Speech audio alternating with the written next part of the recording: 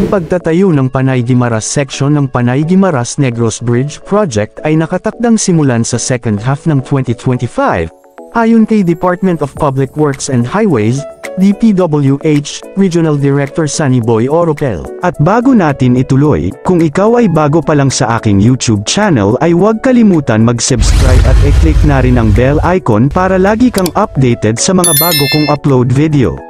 Ayon sa Department of Public Works and Highways DPWH, ang tagumpay o kabiguan ng tulay ng Panay-Guimaras ay nakasalalay sa pagkumpleto ng isang geotechnical study na kokolekta ng mga kinakailangang datos na magsisilbing batayan para sa disenyo at konstruksyon ng tulay.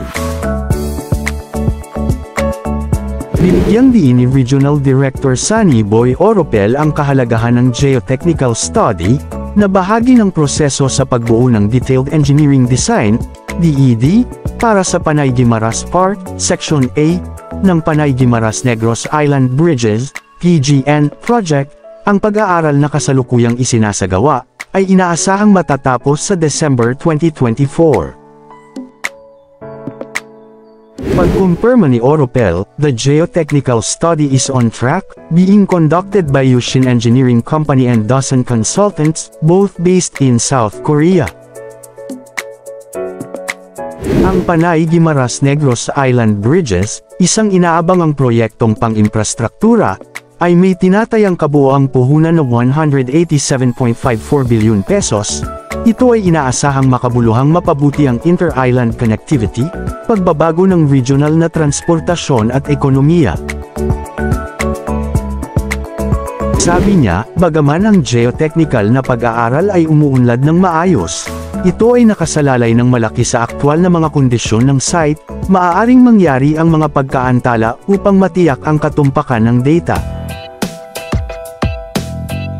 Kapag natapos na ang DED, magsisimula ang proseso ng pagkuha sa unang quarter ng 2025, na inaasahang magsisimula ang konstruksyon sa ikatlong quarter ng parehong taon.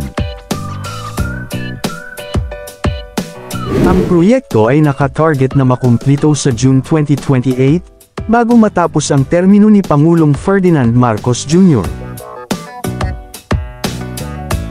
Gayunpaman, sinabi ng mga kondisyon ng panahon, lalo na ang tag-ulan sa pagtatapos ng 2024, ay maaaring magdulot ng hamon sa napapanahong pagkumpleto ng geotechnical study.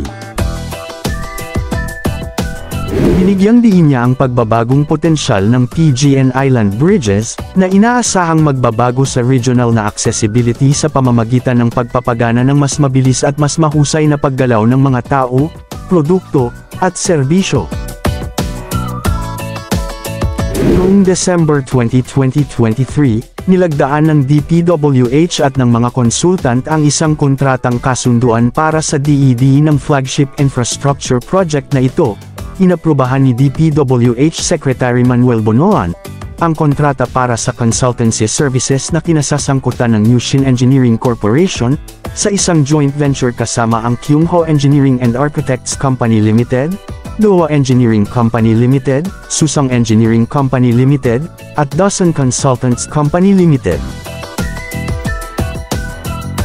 Mas maaga nitong taon, nakipagpulong ang mga konsultant sa pamahalaang panlalawigan ng Iloilo at ipinakita ang timeline ng DED at paglalarawan ng proyekto kay Provincial Administrator Raul Bañas, na kumakatawan kay Governor Arthur Defensor Jr.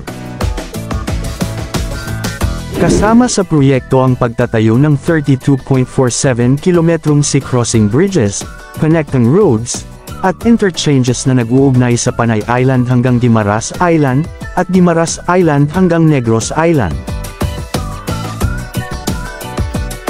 Ang Section A, ang Panay-Guimaras segment, ay aabot ng 13.004 kilometers, habang ang Section B, ang Guimaras Negros segment, ay sasaklawin ng 19.47 kilometers. Ang panahon ng disenyo para sa proyekto ay itinakda mula December 21, 2023, hanggang June 21, 2026, na may tinatayang halaga ng proyekto na 187.54 bilyon pesos. Ang Section A ay magdudugtong sa Leganes sa Panay sa Buena Vista, Guimaras, habang ang Section B ay mag-uugnay sa San Lorenzo, Guimaras hanggang Pulupandan, Negros Occidental. Ang mga tampok ng proyekto para sa Section A ay kinabibilangan ng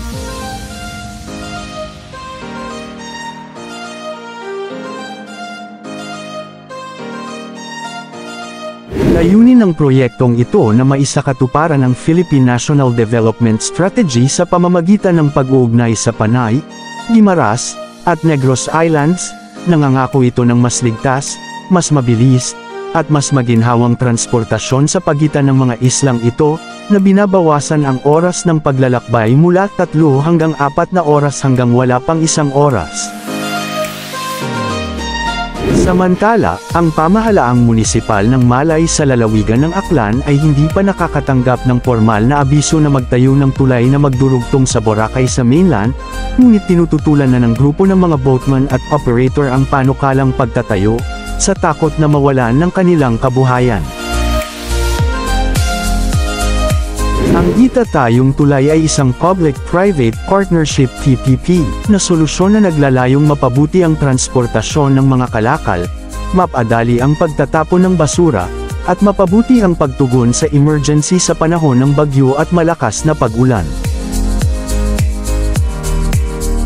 Inilarawan ng Department of Public Works and Highways (DPWH) sa website nito, ang proyekto bilang unsolicited project proposal na may 1.2 kilometrong infrastruktura ng tulay na limitado ang akses sa pagitan ng Boracay Island, isa sa mga nangungunang destinasyon ng turista sa bansa, at ang pangunahing isla ng Panay, sa pamamagitan ng bayan ng Malay. Kinilala nito ang San Miguel Holdings Corporation bilang concessionaire ng 8 bilyong pesos proyekto. Ang mga negosasyon sa pagitan ng gobyerno at ng orihinal na proponent negotiating teams, ayon sa DPWH, ay matagumpay na natapos noong July 19, inilarawan ng DPWH ang katayuan nito bilang patuloy na pagproseso para sa pag-aproba ng proyekto. Layunin din ng proyekto na pamahalaan ang environmental carrying capacity ng Boracay Island.